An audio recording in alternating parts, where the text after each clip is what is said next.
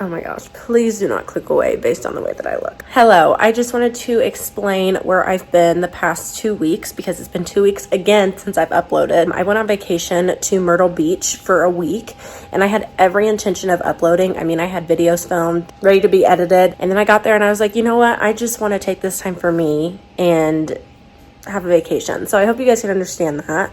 And then Sunday I came back. I had every intention of uploading a video as soon as I came back. I woke up Sunday morning, got on the plane, and I was so sick. This is the first day that I've even felt good enough to get up. So hopefully I can get this video up today for you guys, and then I will be back on regular schedule. In the past, I didn't really explain where I was. Like I would, but I wouldn't like verbalize it. And I feel like I do owe you guys an explanation if I say, oh, I'm gonna upload every 4 days and then I don't upload every 4 days. I feel like I can't just act like nothing's happened. Enjoy the video. Hi guys, it's Anissa. Welcome back to my channel. In today's video, we are doing another review. In today's video, I did a complexion review specifically, and I went ahead and reviewed these Beauty Creations powder foundations. If you wanna hear my thoughts, if I think it's worth your money, how it performs, then make sure to keep on watching. I wanna go ahead and throw this in the video. You'll see this clip later on in the video. I do have oily / combo skin. I always like to mention that at the beginning of the videos, that you guys know what type of skin type I have, because that does affect how the product wears on my face and therefore my opinion on the product. Before I go any further, please make sure to give this video a thumbs up and subscribe. I post on this channel every 4 days, so you never have to miss me for too long. If you guys like to binge watch, I do have a whole reviews playlist that I will link up in one of these corners. Let's just go ahead and get into it. We are ready for day one. I already have my eyeshadow done for the day. I will have all the products that I use down linked in the description box. Usually on the first day of a complexion review, I'll show you guys my full face, and then the last 2 days I'll show you just like what you need to see. So just the application of the powder. I like to make these videos a little bit more interesting and not super repetitive. For primer, I'm going to be mixing two. The first one I'm going to be using is this Huda Beauty Hydrating Water Jelly Primer. I have been liking to mix that with this One Size Secure the Blur Primer. I always try to go in with a more hydrating primer, and then I'll go in with either a mattifying primer or a more pore filling primer. And I already did my skincare. I actually found out the other day that for the best makeup application, you're supposed to let your skincare set for like 30 minutes before you put makeup on. And I have a nice pimple right here. I always start with my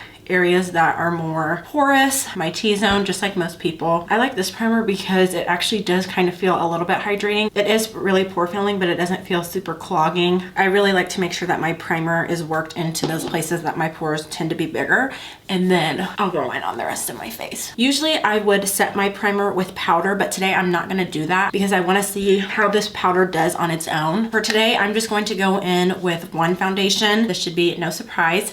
This is the NARS Soft Matte Complete Foundation. I'm in the color Macao Medium Deep 4. I feel like I haven't done a review in so long, because the last review I uploaded was the Fenty Beauty Eye Brightener, but I had filmed that video 2 months ago, a month and a half ago, and I'm really not putting on much foundation. For an everyday basis, I've been laying off on the foundation, and I've tended to go a little bit heavier with the concealer.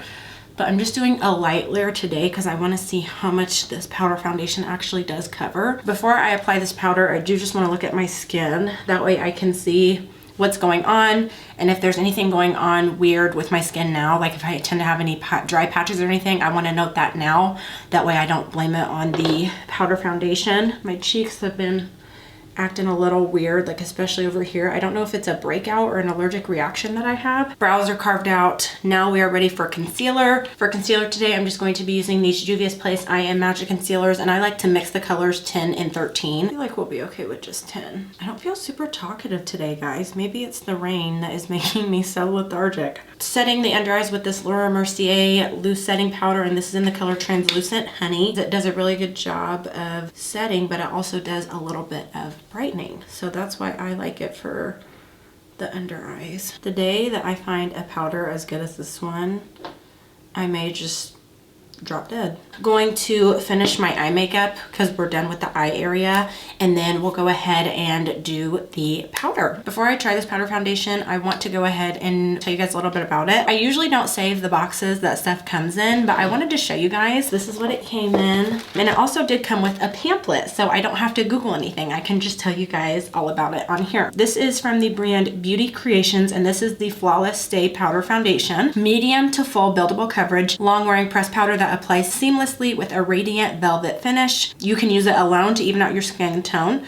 or you can use it in conjunction with a liquid foundation that they have or any type of foundation. Use powder to highlight and contour for added dimension, and it comes in 18 shades with 4 different undertones, and they only retail for $10 a piece, which is not bad at all. I would consider that drugstore price. Velvet finish for all skin tones, no flashback, controls shine, covers blemishes, evens out skin tone, anti-caking, blurs imperfections, hydrating, and oil free. I went ahead and grabbed 2 shades because I didn't know which one I would be. It was a little bit hard to tell online. I purchased this about a month or 2 ago, and I was going to throw it into a full face of first impressions, but I wanted to go ahead and just try it out on its own. I got the shades FSP 16 and FSP 14. The reason I jumped from 14 to 16 is because of the undertones. Packaging looks like cute little pink component, and then when you open it up, it actually comes with a powder puff, and then it has a little protector for the product itself. I was gonna use my own powder puff, but I'm actually gonna go ahead and try these. This is what the color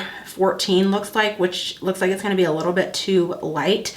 This could be something that I could use like maybe underneath my eyes. This is the color 16. And they also both come with mirror. For this to be $10 and for it to have a nice component, come with a mirror, come with a powder puff that's not actually trash, we're doing good. One half of my face, I'm going to use a powder puff, and then on the other half, I'm gonna use a brush. I wanna go ahead and do the brush side first. The heart of the brand is imprinted into the product. I am getting a little kickback in the pan.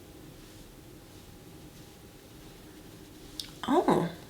I actually like the match on that. I can't tell if it's a little bit too cool for me or not. Usually I can tell if the match is bad or not, depending on what goes on the forehead. So this is the real test. Okay, no, not bad. The last powder foundation review I did on the One Size Beauty, it was a little bit dark. It was a little bit harder to tell that it was darker on the cheeks, but then as soon as I put it on my forehead, I was like, oh no. Go in with a tinier brush just around my eyebrow, because it's hard for me to get that close to my eyebrow with that big brush that I use. This actually looks really pretty on the skin. This is what it looks like on the skin.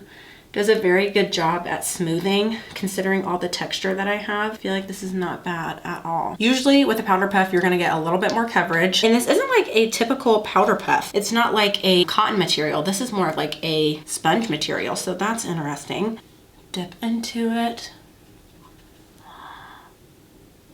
Oh my gosh, definitely has more coverage with the puff. And something I want to add too, you guys see how much coverage it had? You could tell, but it's blending out really easily.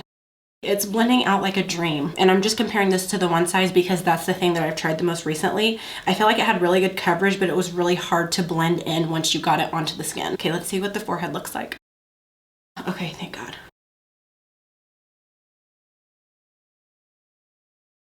And this is the reason why I did not put on more foundation. I was hoping that this would have good coverage, and I knew if it didn't want to look cakey. This looks really pretty. Some high-end powders can't even do this. The brush is going to give you kind of more of like a medium, light to medium coverage, and then the powder puff is definitely going to give you more of a medium to full, more on the fuller side of things. I love that it has good coverage. It feels really soft. My face just looks very seamless. For how my cheeks are looking right now and how much texture I have, I'm very, very impressed with this. I did the half and half today, that way I could see which method I would prefer. Personally, I definitely prefer using the powder puff, just because it does give a little bit more coverage. And I love how lightweight it feels. It doesn't feel drying or anything like that. I'm a big fan. 10 out of 10 so far. Love the application of it. Was really easy to work with, very affordable. So I'm gonna go ahead and finish the rest of my face, and then I'll keep on rambling. I went ahead and did the rest of my makeup really quickly. I wanted to note that I feel like the powder products that I put on top of it blended very nicely. Only thing weird going on is right over here, but I mentioned to you guys before that my face over here has kind of been acting a mess anyway. It is currently 1 o'clock. I'm gonna put my start time closer to 12 because that's when I started wearing this makeup. It doesn't say how long that it claims to last for, so I'm just gonna do like a standard 8 hours for today. I set it with this NYX Bare With Me setting spray. I didn't want to do anything mattifying because I already have mattifying powder on and a mattifying foundation. Today I am going to touch up with this powder if I need to, because I want to see if it is going to look cakey while putting more on. That way you know if this is something you can throw in your bag, or if this is something that you really just want to put on once and then maybe throw some actual blotting powder on top of. I will see you guys when I'm ready to take it off. Okay, it is 6:47, so it's been about 7 hours. I think I'm going to go ahead and take this makeup off because I am honestly ready to lay down. I did take some pictures at 2:50, so 3 hours into the wear. I also looked at my skin up close and it looked literally the exact same as it did when I put it on. Now we're about 4 hours later from that. I can tell my oil has broken through right up here. My cheeks look the exact same, which is usually how it goes. The only thing that's changed is my forehead and my nose. Before I took this makeup off, I wanted to go ahead and try to blot with it. I'm not going to blot with the powder puff because I already know that's gonna give me way too much product, more than I need. I feel like when I'm blotting, I only need a little bit. I'm afraid that if I go in with that puff, that it's just gonna look really cakey. I'm just taking the color 16 and I'm gonna go in with the flat powder brush that I used, and I'm just gonna put this powder on the parts of my face that look oily. Oh wow. My concern was that it was going to look clogged. If you guys can tell from this cheek to this cheek, that did a really good job. And I wanted to also note too, did not feel super heavy on the face at all today. I felt like the undertone on the powder foundation was a little bit off to begin with. I mean, it added more coverage. The color is more prominent. It's not anything that's super noticeable. I want to go ahead and do my forehead. So this is the before. Wow. Oh my gosh, that takes away like all of the shine. See, I really like to use the Haley's Beauty blotting powder because it does exactly this. It just blurs. Oh my gosh, guys, I was so nervous. On the forehead, it's not caking up. It just looks a little bit more textured on the forehead. Almost looks pretty much exactly like what it did when I first put the makeup on my face. Also, it did not have any flashback. I'll see you guys tomorrow. All right, guys, so it is the day after day 3, so we're kind of time traveling a little bit. I decided to go ahead and film days 2 and 3, just doing kind of like a demo type of thing because I didn't give myself enough time to film and talk. So I was like, okay, well, I'll just film. It actually worked out because I was able to kind of think about what was happening after the fact and then kind of reflect. I want to go ahead and talk through day 3. So I did use the Too Faced Born This Way foundation. On day 2, I wanted to go ahead and use a natural foundation. I was going to set my primer, but I wanted to see how the powder did on its own because that was kind of the point of the review. I used the Too Faced Born This Way concealer underneath my eyes, one of my favorites of all time. And I did something that I usually don't do. I went ahead and bought 2 shades like I told you guys, and I wanted to see how I liked both of them. So I went ahead and used the lighter shade to set underneath my under eyes. I didn't even use a powder puff. This is one of my favorite brushes to set underneath my eyes with if I ever do. This is from KVD and it is the number 25 brush. Mine is just gold because it came from the 10-year anniversary, but they still have this brush available for you guys. It is the perfect size to set underneath the eyes. I absolutely love it. It gave coverage. I was going to use the powder puff, but I wanted to see how it did with just the brush. So I can only imagine how much coverage it gives with the puff. It blended into the skin seamlessly. It was not over drying. It didn't crackle or hang onto my fine lines weirdly at all. It applied beautifully underneath the eyes. I used shade 14 underneath my eyes. The only thing is, I think that shade 14 is a little bit too neutral or too cool. So what I'm gonna do when I use it underneath the eyes is just use a concealer that's really, really warm. The warmthness of the concealer and the coolness slash neutralness of the powder should even everything out. Went ahead and used shade 16 all over the face with the powder puff. Gave great coverage. That's not even something that I was worried about. I also did find with this too, the undertone on this is a little bit more on the cool side. So again, I'll just make sure to use a more warm undertone, or the thing about those NYX hue shifters that I've been trying, you can always add a little bit of those into your foundation. Say you know that your powder is a little bit too cool, but you love it.